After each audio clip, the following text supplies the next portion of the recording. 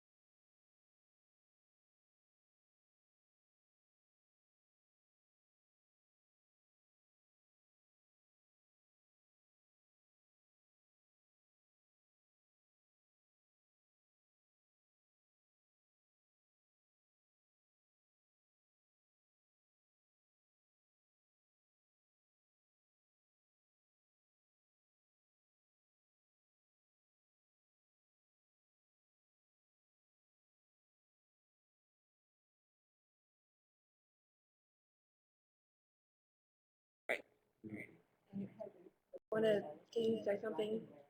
Just say testing. Testing. Can Nathan hear us now?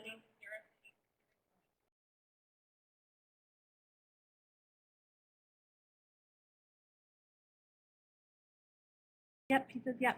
Hi, Nathan. Hi, Nathan. Now we're getting an echo. Hello.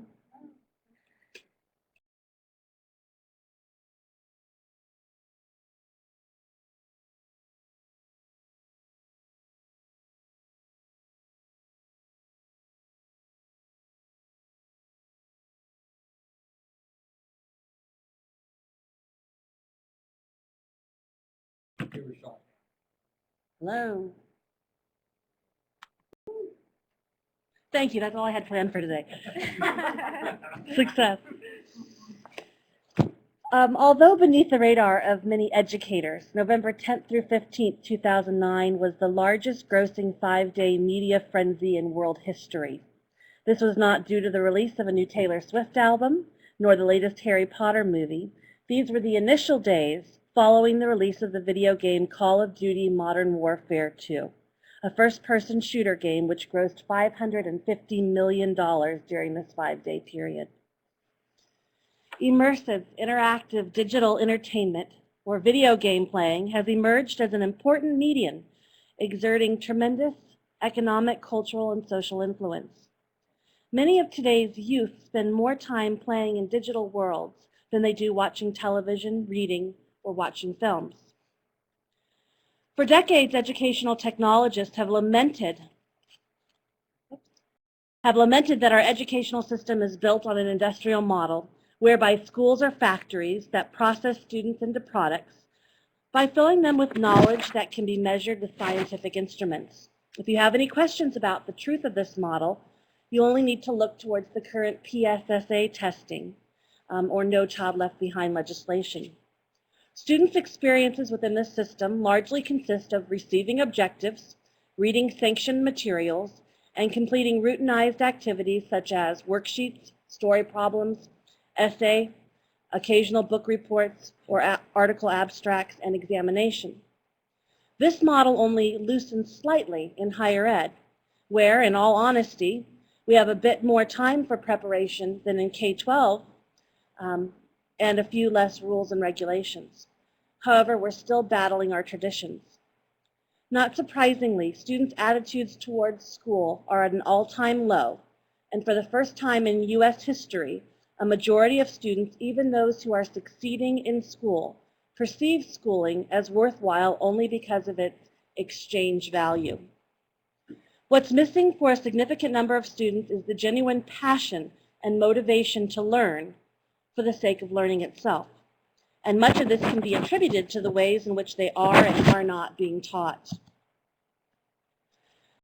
While schools often perpetuate an industrial age education system, new technologies can and should be creating new possibilities for teaching and learning.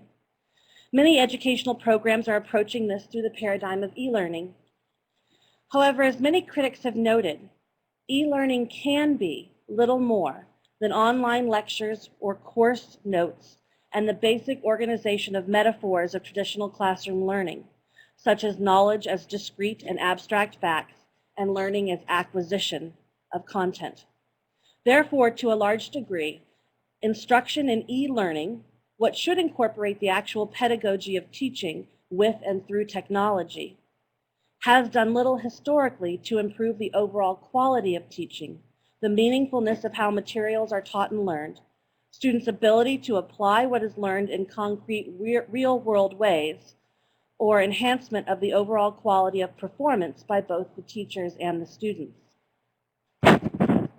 Studies of informal learning communities occurring on the internet suggest that they function in a radically different way than traditional schools. They function as collective intelligence, affinity spaces, or self-organizing learning systems that embody values of the new capitalist work order. Thus, to understand the future of education, it is critical not just to look at school-based interventions or modifications of traditions of schooling, but also to look at learning systems indigenous to the digital age. My approach to this has been through the exploration and implementation of game-based learning within my undergraduate courses and now within the community. To me, games represent experiential learning spaces, spaces where learners have rich, embodied, collaborative interactions, where they think with complex tools and resources in the service of complex problem solving. This presentation will provide, through example, my attempts to design interactive learning systems through the use of video game technology with my colleagues and fellowship team. While the examples presented will be from within the fields of music and music education, this session will provide models that I believe can be replicated in multiple genres or fields. And I hope to provide food for thought about the ways in which education as a whole can and perhaps must adapt to the learning practices of the next generation. They have much to teach us about how to teach them. So I just want to say that I'm not a techie. I really am not, but I'm trying. My experience is in music ed, so at the undergraduate level, I teach people to be teachers, to be kindergarten through 12th grade music, band, choir, general music, choral teachers. And my research has been primarily in the field of ethnomusicology, which is the anthropology of music, studying music within its cultural confines. My area of expertise is the Maori of New Zealand, and I've spent over the last 15 years going back and forth and studying what music means in that culture. About 7 years ago, I began studying local community musicians, and it was a great project. I spent many late nights in the bars of downtown State College, because that's where you find community musicians. But I studied the ways in which they learn from one another, how they go through song creation. And so I moved a little closer to home. But the last 5 years has really been a focus on gaming. I guess 2008 was the first publication of some collaborative research with the Educational Gaming Commons. So I feel like now I'm in my basement. I've moved from the world to my community and even closer to home. There's some important points I want to bring up about gaming and education and gaming in music education, my field. First of all, games are nothing new. Nothing new in education, nothing new in music ed. Secondly, video games are the media of choice for this generation. Thirdly, games shape not only what we learn, but how we learn. And fourth, video games breach the gap between in-school activities and out-of-school activities. So when I talk about games are nothing new in education, and again, I'll use an example from my field in music ed, we have played games forever. Let me see. Miss Mary Mac, Mac, Mac, all dressed in black, black, black. Who knows the hand clap for that? Try it. Mac, Mac, all dressed in black. You've got it. Very good. Yes. Where did you learn that song? Playground. Was it in the classroom or outside? Outside. But those things come into the classroom. They come into the classroom. Another one that you might know. Down, down, baby, down by the roller coaster, sweet, sweet baby, never gonna let you go. Shimmy, shimmy, cocoa bot, shimmy, shimmy, ow, shimmy, shimmy, cocoa bot. Well, that people in my field have studied those kinds of games and activities, and that's well researched in terms of playground activities. That song was re-recorded in Australia, and it changed to this. What is it? Down, down, Elmo, Elmo rubs his tummy, down, down, Elmo, Elmo eats salami, down, down. And it was this kind of commercialized media-based interpretation of the song. So to some degree in my field, we've studied games. We've even studied them in modern terms because we've got this commercialism of Elmo being researched. But no one has really studied games in terms of video game technology and how that might be affecting musical play. Video games are the media of choice for this generation. The School of Music at Penn State is relatively conservative. We are trying to build musicians who are the very best that they can be in their studios. And in music ed in general, it's hard to fight tradition. We have the best bands, choirs, and orchestras in the country, in the world, in this country, at the high school level. No other country can create the bands, choirs, and orchestras that we do. It's a wonderful thing. I certainly wouldn't want to change that. But we also only have 20% of high school students in this country wanting to participate in school music, and 80% are choosing not to. So we're fighting this tradition. We also have difficulty in my field with what is popular music. When music ed teachers, K-12, decide to do some popular music, we pull out a Beatles song, which is fantastic music, but it might not be what our kids consider popular. I mean, for many of you, some of you are millennials, I think even, or on the cusp there. If you were born in the 90s, all you really know is rap, hip hop, and you're not going to get the song list of Guitar Hero unless you're playing the game. It's new music. We also struggle with how do we include popular culture alongside these traditional cultures that we present. Games shaping not only what we learn, but how we learn. I'm speaking to a lot of gamers here, so I don't know how much I need to talk about this, but it's collaborative learning. It can be individual, it can be group, and it's fun learning. It's the kind of learning that I want to emulate in every single class that I teach. How fun can we make what we're doing? How can we take the intrinsic motivation of games and use that same kind of motivation regardless of the content being taught? Breaching the gap between in school and out of school. I'm very concerned for my field. With only 20% choosing to be in music, with No Child Left Behind legislation cutting arts and all kinds of out of the non-tested areas, I'm wondering how long we can hold on. How long can we service band, choir, orchestra kids and expect to have music in the schools? Part of the difficulty of this is how do we keep current when we are teaching those traditional classes? And I'm suggesting here that we look to them for the answers. I'm going to ask Chris to step in for a moment here and talk about games and general education for a moment. So, I think that one of the things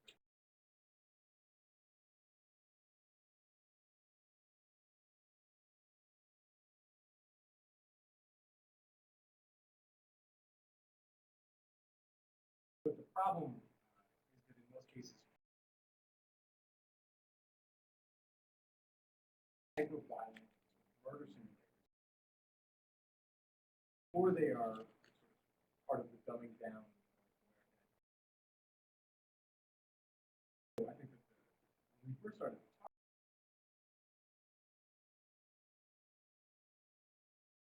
exciting because she sort of understood.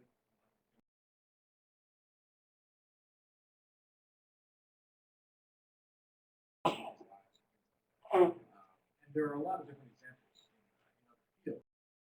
We built some with EGC. If you look at really sort of commercial games, right?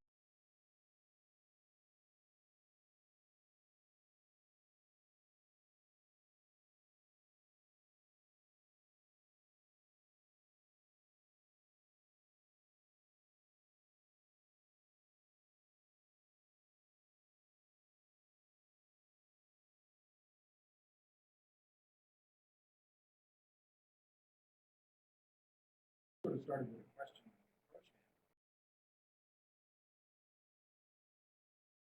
Really doing this, helping to reach that other 80%.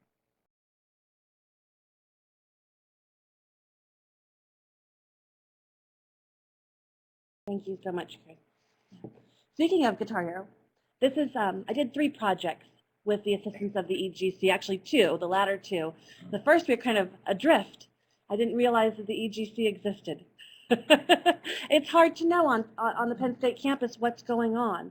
But once we made that connection, I think it's been a great collaboration. And I'm happy to speak with you about the results from that at some other time. But today I really want to focus on the Teaching and Learning with Technology Fellowship that I've been working on. We've been working on collaboratively. And I'll just take a moment to introduce, this is Terry Yerger, and she is a graduate assistant, graduate student candidate, PhD candidate in music education, and she's been working on the fellowship. And of course, Elizabeth Pyatt has been doing a lot of work. Chris Stubbs is not involved in this project, except as an outside resource. Brett has been very involved, and thank you, Brett, for encouraging me to apply for this. And Hannah has been working very hard as a representative of the Digital Commons. And I think Jason Wolf in the back has been very helpful, member of the EGC.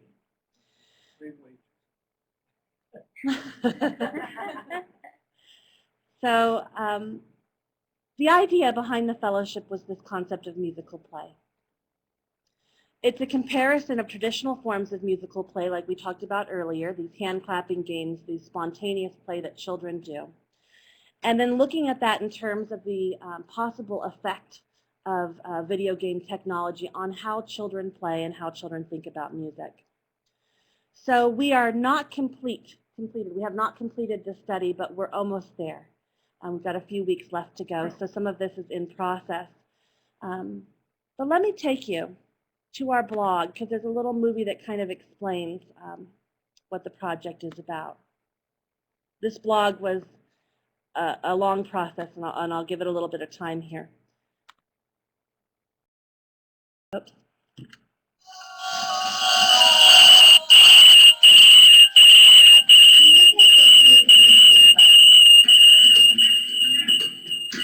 And compare the traditional forms of musical play, such as hand-clapping games, spontaneous play on the new forms of play, including video game technology. We're doing 10 children ages 3 to 15. We have 4 playmates. 2 of them occur in their homes, 2 at the Educational Commons Lab, which is on the Penn State campus. And I pretty much have 2 baskets of knowledge. One has a real guitar, ball, jump rope, things that are known in research to cause musical play to happen. The other is filled with AV, musical video games, Nintendo GSI, and all the other forms of musical play that happen in technology. And the children are asked to play. And I'm looking at what do they choose to play with, how long do they choose to play with it, and how are they teaching and learning within whichever environment they choose to play.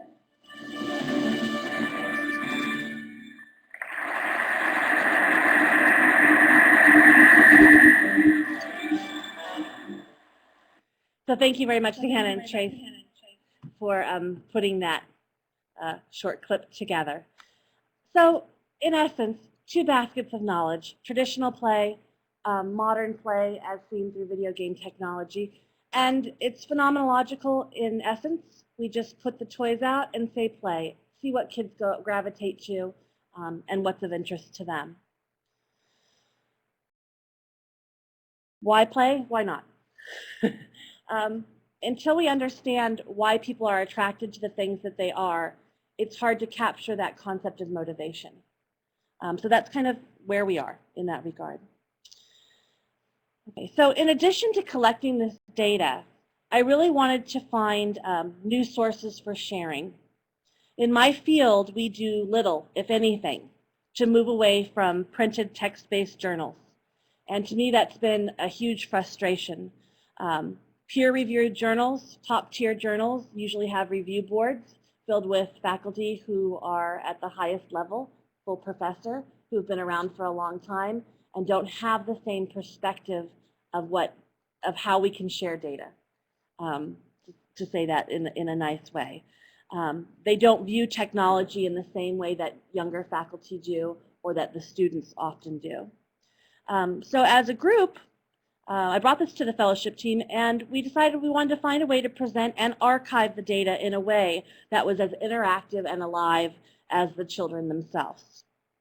The solution of this was the creation of this online blog hosted at Penn State that has the ability to share both open audio and video with whomever wants to visit the blog, but also closed audio and video to protect the rights of these under the age of 18-year-old subjects.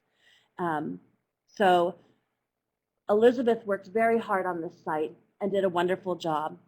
And let me just share with you some of the information that's here. Oops, I'm sorry. There's specific information on the site about the study. There's a little song we did at the beginning. Information about the project members, and again, this was really a trio of School of Music, myself, Terry, and then an undergraduate student. And then we had the EGC, and then we also had the Media Commons involved in the project. One of the first things that we did, and this was really led by Jason Wolf, was decide what kind of console we were going to use to collect data and what kinds of games we would introduce the children to. And this took a lot of time. We'll talk about that a little bit later on. But specifically, this idea of being able to share content, share data, share video and audio with other researchers and other people that are interested in games was very interesting for us. Here's an example of open audio, and this is a specific file, again, made by Hannah and her group. An example of a parent interview and some of the data.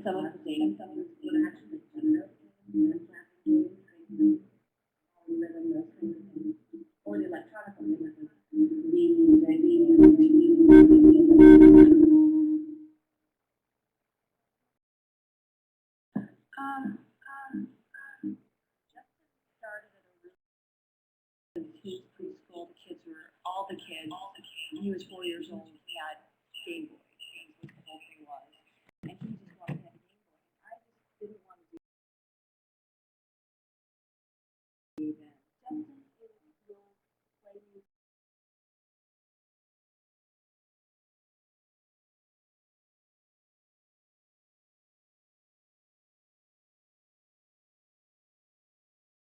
You understand the role in life. Rachel is extremely important. She's been advocate. She's been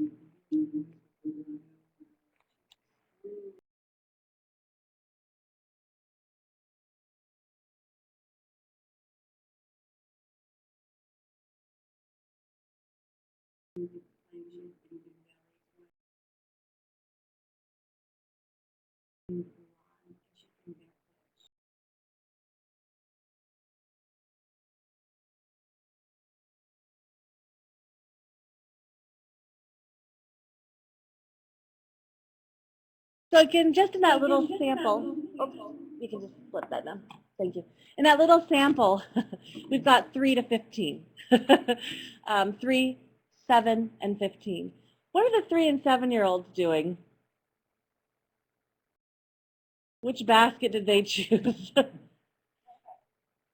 going to cheat and say they chose one that didn't have the video game. That's correct. They didn't. The first couple times we were out, they were reluctant to do that. They wanted the jump ropes. They wanted the balls. they did choose the electrical instruments. We had like the keyboard, we had Bthe. I don't know if you know that game. You twist and pull and do all the things.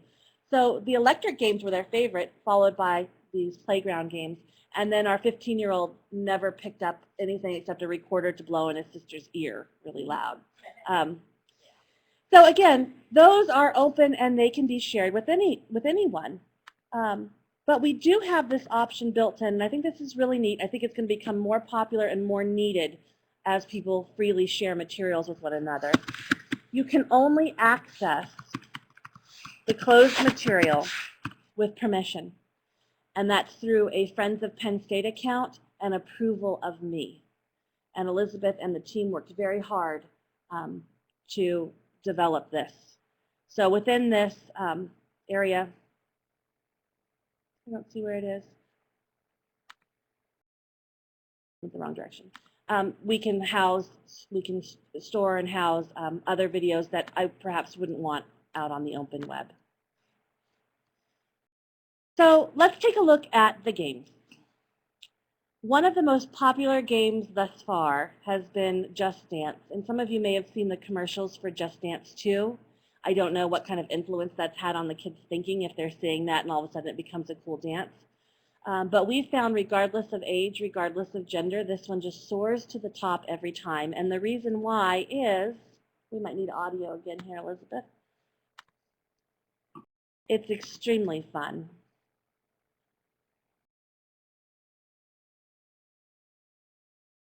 So I won't make you dance out of your seat, but if you just want to follow along a little bit, feel free.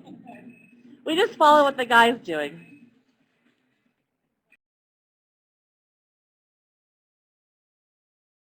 Oh, I should have made them dance. That's too good to you. Music ed too, we're all rocking out. So there's 40 songs on this game. There's 40 songs on Just Dance 2, and there's a Just Dance Kids, which has everything from like old 70s disco music through to Justin Bieber and other favorites.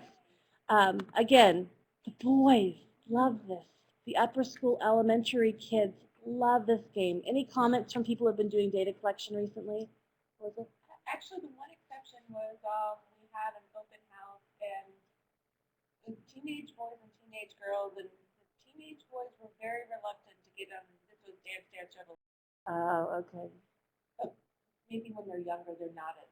There could be an age where it Maybe. kind of stops. Yeah. And when teenage girls are present. That's true. When the boys are by themselves, they may very well be dancing. I know that our 15-year-old in the study danced with his sisters and just had a great time, but it might have just been because they were a close-knit family. But right now we're working with 5 students, a second grader and 2 fourth graders and 2 fifth graders, and they just want to do this the whole time. You can also learn a lot about music theory through video games, and there are games that are specific to this. I'm going to hand it over to Terry. Okay. Elite Beat Agent. The Elite Beat, okay. So the Elite Beat, the one on, I guess, the right, they can either tap or they can drag different locations. Basically, it's these circles that come, and I guess there'll be video clips coming up for you. And they got to do it right on the beat to get maximum points. And I think they really like it because then on the top are cartoons, that like comic book style cartoons. So they have a hard time at first getting the beats because there's other stuff going on, Rock Band in the bathroom, in the background of kids playing that, and so they have a hard time hearing it. But once they can hear it and get used to it, they enjoy it. Very popular for boys and girls.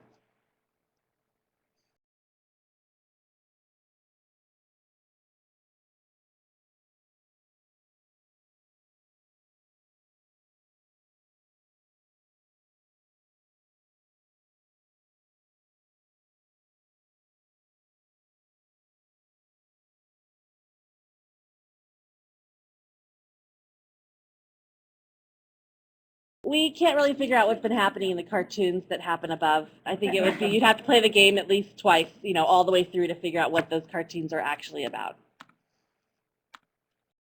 Music theory can be taught through games. So Rhythm Heaven, the one on the left, this one they tap, they flick, they hold the stylus, basically make a beat to match the background music. the level.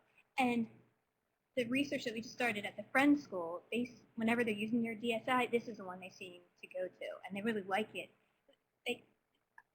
I think that they like the mechanical part of it, especially the guys that'll sit there and do it. Like, he really likes it, trying to get the little peg through the things coming together. And get determined. They want to win, and you have to win before you can go on to the next level. So.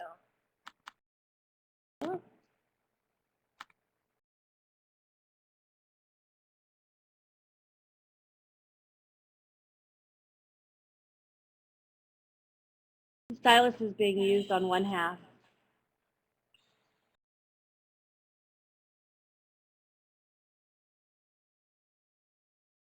We're filling the robots with 4 beats each.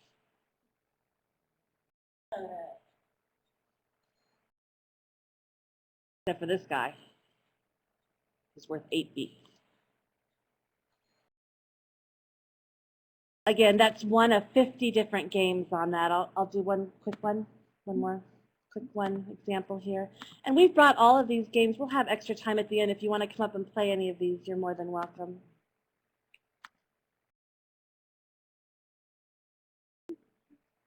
You have to open and close your mouth at the right time. Oh my God.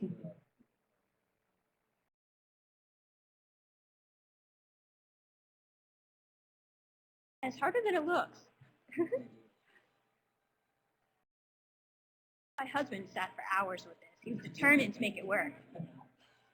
Sometimes you have to scream by flicking. Now we're headed to Sing It, I believe. Yes. The Disney Sing It, I gotta admit, it's more of the girls who go for that, but you gotta think it's like your High School Musical type music, Disney music. So the guys just kind of stand around and tolerate or complain all the time. They how long do we have to listen to this song? But the girls love it and get all into it, and so they're singing. Karaoke style.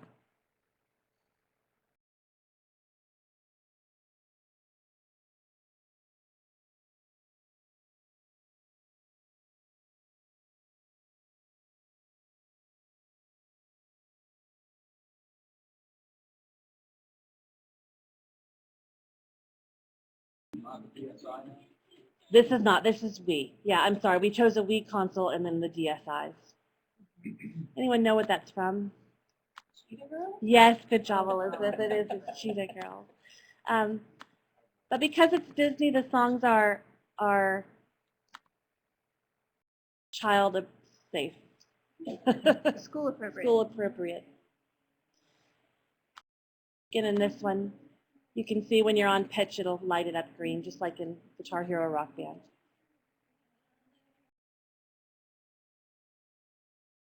On a middle school choir, when I would use any type of karaoke things, they would not be afraid to sing. They would just be all about it. But if they had to just stand by themselves, even with a choir behind them, much more fearful. But you put a game into it, and they're right into it. Anyone know that one? Oh, that's violent. Yeah, that is. Hannah Montana. You got it. And then next one. All right. One of the coolest games that we found was electroplating. Yeah, unfortunately, we only have 2 of them, so we haven't been able to have the kids use them as much because they're really expensive.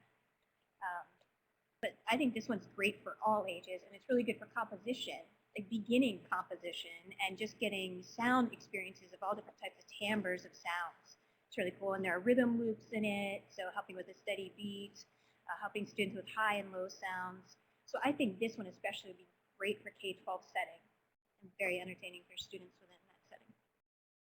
You said sample 3. There's 8 total games on this package, and there's no sense of scoring. You don't get points for anything. It's one of those games that's just experimental.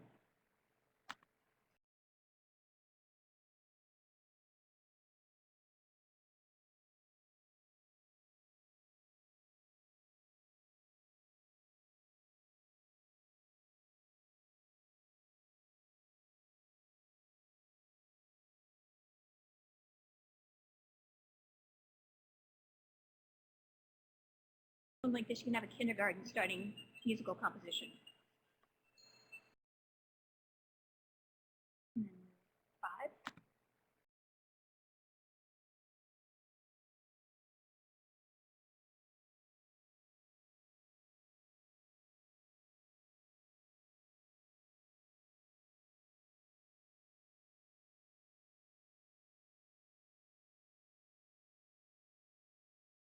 You can record yourself within the fish.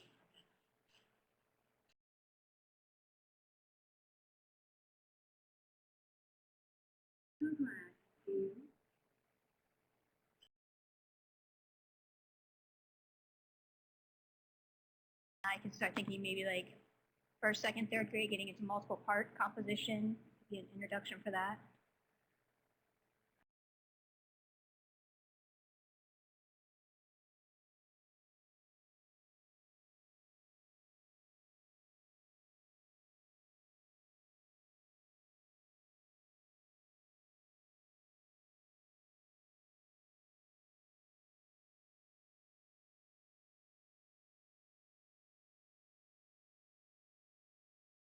Kind of for the initial hearing the different timbres and just sound experience, especially for young ages.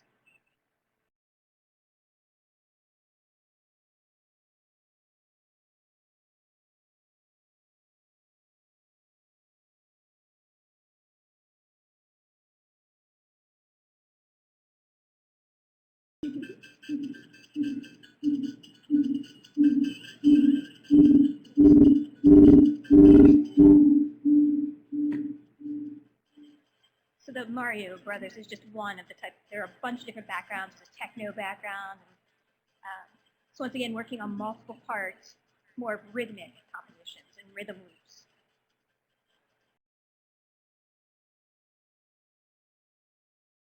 There are a bunch of other ones. That, as I said, That our was just favorite. a sample, and again, you're welcome to stay and play. So some preliminary results from this project, and again, fellowship members, we're still collecting data, so feel free to chime in if you've seen something that I haven't. Age is making a big difference. The younger ones are going to the more comfortable, more familiar, non-video game-based play activities. And it seems like over time, then they start to experiment with some of the video games, but their first reaction is really to go with those traditional toys. So it'll be interesting to see, as you know, we've got almost 2 terabytes of video and audio data to be analyzed. If we can find anything more than just age seems to be something. Gender is playing a little bit of a role. And it's not in the way that I thought it would be. The boys are tending to play together, the girls are tending to play together, but it's not seeming to make a tremendous difference in the kinds of games that they choose to play beyond the Disney sing-along, which again has a lot of Hannah Montana and Cheetah Girls, which again is kind of just this genderized thing, anomaly. And then the other issue is just seems to be personality and personal preference and choice. We have one second grader at the Friends School right now who we're working with who never wants to play socially. He is off on his own, doing his own thing all the time, and really just wants Nintendo DSi, close off the world, and I'm going to play my game this way. We have others at the same school that always play with other people. And during our interviews, they've said, why do you play games? Because I like to play with my friends. So again, those are 3 constructs that are kind of boiling to the surface at this point. But I just want to take a moment to share with you something that's been really interesting. We tried to stretch the boundaries on the research project, and one way in which we did this, and this was a huge IRB issue, is that we provided every student in the project with a Nintendo DSi, 4 to 5 games, and then also a flip camera. And we asked them between sessions to record themselves doing musical things. We wanted to see if when they, are they playing all video games with us and then going out and doing jump rope, or is it vice versa, what's happening? And so the kids have these flip cameras all week and they can record whatever they want. The data's still coming in on this, but here's some of the basic results. Kids doing what they want with these cameras. Showing us what they do. Can you hit that volume, please?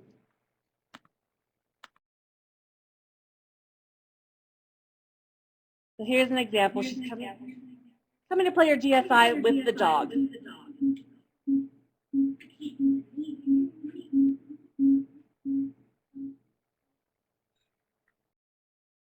So she's just filming herself doing her game. Other kinds of data that we're getting. Let's stop that one. Whoops. Our favorite. This guy's one of our favorites. You'll see why in a moment. Aiden has got lots of energy. Again, not told what to do. Just go film yourself being musical during the week. Ready?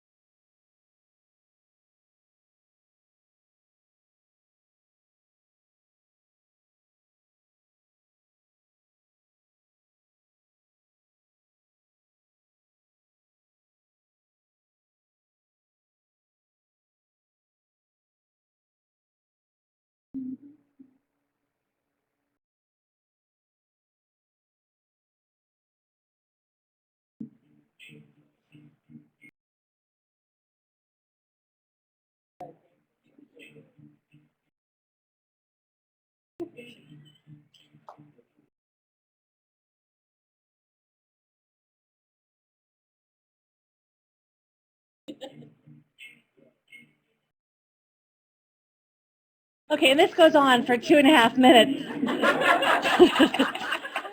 Again, take the camera, show us what you're doing musically. And so we've got kids playing the games that we provided. We've got kids doing other things. I'll just show you one more quick video here. It's been absolutely fascinating to see what they value and what they find important in terms of their music making and playing.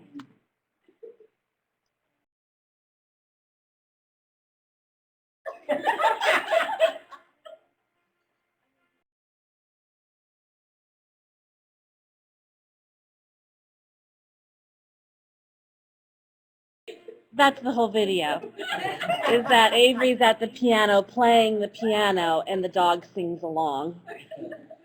Dogs were very popular in their musical choices. So again, tons of data that we still have yet to process, but I think that, you know, they're enjoying themselves while they're with us, but what's happening when they're not with us is really where we're going to find some nuggets of interest. I want to thank the TLT Faculty Fellows Program for allowing us the opportunity to do this. To the EGC, as always, for your support of what we find interesting. Please check out our blog. It'll be over time. We'll be uploading all of these videos, and you're welcome to share them or use them in whichever way you want to. If you want access to the closed videos, just email me, and I'm happy to share those with you as well. So thank you.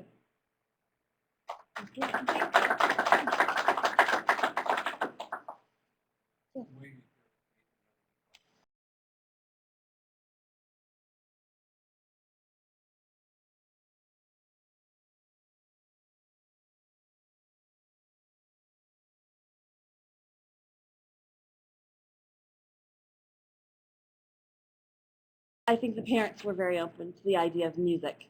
A lot of parents you say, would you like your child to participate in something musical, and they say yes. It doesn't always happen that way when it comes to funding in the school, but on a one-to-one basis, I think that's the case. I didn't really clearly explain that we're at the Friends School because I'm 9 months pregnant right now, and it just became a little bit unrealistic to be able to complete this project before I'm due. So we're doing a larger scale. We will not make it to the EGC lab, and we're doing more kids at a time than if we were working with sibling groups. And Friends School is interesting because a lot of parents there are faculty at Penn State.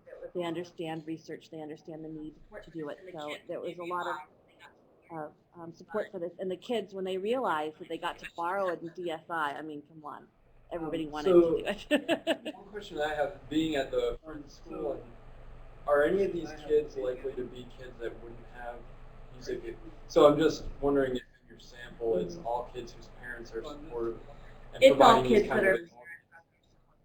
well, It's all kids that not are parents supportive, that are supportive, in all honesty. provide sort of enriching, Many of them, provide sort of activities in a yeah. way. Friends School does. Many of them do. Yeah. Friends School does have general music. I'm a teacher there of general music. So every child gets music once a week. Just general music, not band specific or we have a choir as well. But yes, this is a qualitative project, and so the generalizability of what we're going to find is not the intention. It's really just to dive into each of these kids and see what makes them tick. But yeah, it is very much like that. Yeah. I'm sorry, I can't hear you. In the future, Sorry, I can't hear. are you looking to? I would love to do that. I would love to do that. I have no expertise in that. That's really Jason Wolf's area. I don't know if that could certainly be an end result. I will say, in general, I'm a bit concerned about the future of musical games in terms of video games. And I'll go ahead and hand this out. This came out last week on CNN. The music dies from a popular Guitar Hero video game. It's been cut. Really? They're no longer producing Guitar Hero. And within this, yes, within this article, it says that video games like Guitar Hero and Rock Band helped rock and roll with the millennial generation, but they realize that the sales are not where they need to be, and they see an end of support for musical video games in general, which is difficult for me to believe. But I must say, and I'll in the most recent, too, if you don't mind, Elizabeth, in the most recent Journal of Teaching Music, which is just a very practitioner-based journal for music educators. And the front cover has an iPad on it. It's called and the story inside. And it is called Technology on the Horizon. And it's literally a review of different applications for iTouch, iPad, and how they can be used in the music classroom. And I just have to wonder, if they were really programs like Guitar Hero and Rock Band, they were really games when they started, but every evolution of that game became more complex, became more like real music making. You had the ability to input your own songs. You have the ability now with Rock Band 3, you're reading this notation that helps you play the keyboard, or six-string rising. What's the name of that one? Rise of the Sixth String. You're actually playing kind of an electric guitar. So I wonder if games are disappearing because things are coming out that are really musical doing, that are closer to actual musical doing. So the game element is kind of disappearing as we make way for real instruments, real new instruments. So some of the things available through applications. So I know that was a long-winded answer to your question, but yeah, I think that would be great. I don't have the expertise to do that. It's more, how can I take what these kids know and value and have interest in and apply that to the teaching that I do at the undergraduate level in preparing teachers to work with kids like that. This is I was going to give you my opinion on the Guitar Hero thing. Was I think a lot of that also is they really oversaturated the market, where Activision was releasing like 4 Guitar Hero games a year. Yeah. I mean, there was just too much, and I think their operating costs just way outweighed the sales. So I wasn't surprised when I saw that. But I mean, I think DJ Heroes still, they're still producing that. I know Rock Band Harmonix has come out, so they're still doing that. But I really think Guitar Hero, I mean, they just kept, they had like Guitar Hero, what was it, Van Halen, Guitar Hero, Aerosmith. The last Guitar Hero game they tried to do, I think they tried to change the game too much. They put a story-based mode in it, and I just think that they got away from what it was about. But anyway, that's mine. But I didn't know if anyone had seen this, and it's not really about gaming and education, but and I pulled it up on my phone so I wouldn't get it wrong. But I had read the other day that actually, for the first time, a song that was written for a video game won a Grammy. And it was a song written. The 5-year-old song, and it wasn't a song allowable because I guess the Grammys don't have that category. So whenever it came out on this this person's actual album, it won. But I guess my question then to you would be, it's not gaming education, but there is the seriousness of what the gaming community offers and what the gaming platform, who it reaches in the mainstream, that if someone can get notoriety and like, I mean, more and more you're seeing orchestral music and high-end composers doing stuff for games, that it seems like it's a really viable medium. And also, that I think, I don't know, do you see it like helping rejuvenate that, or being a part of it, making it bigger? I think it's going to continue to go that way. As the visuals I think it's going to continue to go that way. As the visuals increase, the sound is going to increase. If you just go on Google and you search for music games, which I do sometimes to see if there's anything new out, I'm not going to get music games. I'm going to get the music of games. Some games actually release their soundtracks as, things you can get on iTunes, or CDs. Like, you can actually purchase the video game soundtrack, and there is a small community of people who go all the way back to like the 8-bit era, that they actually have collections of video game music. I mean, it's really interesting. So I was just curious. Yeah, I think it's great. I think definitely. Another question. I know one of your other projects is implementing your Guitar Hero and music for your music education students. Has that had any music education? That has, and I'm more than happy to speak with you about that. I didn't think we'd have time for it today. It has had attitudinal results. My undergrads in changing attitudes about games.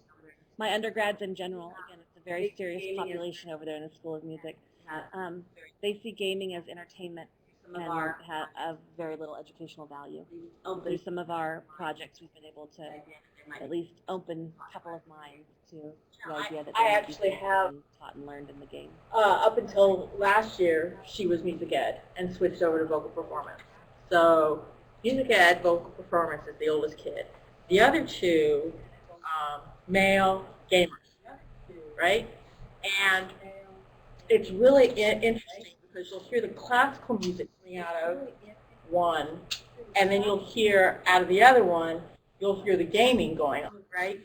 And it's really funny, the divide, because she's really not interested in gaming. I wish, I'm going to have to go home and talk to her about it, but she's really not interested in the gaming. I wonder if she would be if it was much more, say, the Wii and something. I can totally see her doing that. But the guys too, I hear them listening, they'll listen to the music, they'll have conversations about the music, but there's no music gaming, and we don't even have Guitar Hero. So I find that intriguing that I just wonder, A, where they sort of lost that, and B, I find it intriguing that the serious student who's seriously following that for her undergraduate and graduate program just doesn't have. There's a hierarchy kind of elitism. There's a hierarchy kind of an elitism by genre. Again, when you're pouring your heart to be the best of a classical musician, that you can be, higher on the list. Then other genres might not be higher on the list. Yeah, actually, we Probably some of those things are a little. I think actually. So some of those things are a little more serious, like the handbells. It's also very juvenile, though. What music in my old district would play that. What does that say about music teachers? Last, when I was at high-end web, so web professionals, right? Our opening reception was in an art gallery, and we had the 6 stories down the bottom in the basement. We had the Wii Just Dance set up, and it took. And I know it's hard to believe, but they had to have people actually get in there and sort of start things. So of course I got tagged for that, and it was really intriguing because while I don't do gaming in that we got in there, and once we broke the ice on Just Dance, and people were more comfortable looking like idiots because other people were relatively upfront about it. They had the best time. It was rated as one of the best things that we've done, excursions that we've done in the last several years, which I also found really intriguing. You know, it's the play. My God, when do we get to play? It's the Right. play, it's the music, and once we broke down that barrier of okay, this is humiliating, then it really just became about fun, and people were, I'm next. You know, it was weird. And we had to do it 3, so instead of being a 1 person, moving it to 3, suddenly everybody was all about that and playing. I think the movement games. I just did a study last year. The movement games. I just did a study last year. What did undergraduates, recent undergraduates that are teaching K-12 music now, what are the things they thought were missing in their undergrad? And one of the main things was movement. Any type of movement training, or ways to use movement in their teaching. So I really think if they would incorporate some of these things within K-12, it'd be an easy way to get everyone up and moving and doing like that one that had the disco guy. What an easy way to get a class up moving. Everyone would look so Well, thank you all. I don't know. Well, thank you all so much. I don't know, we have a couple minutes left. If there's any games you want to check out, feel free to come on. Thank you. Again, thank you so much. Thank you. Someone else is in charge of my hands off. It's like the mouse is moving around. I'm going to get you. I'm good. She's good. I'm a little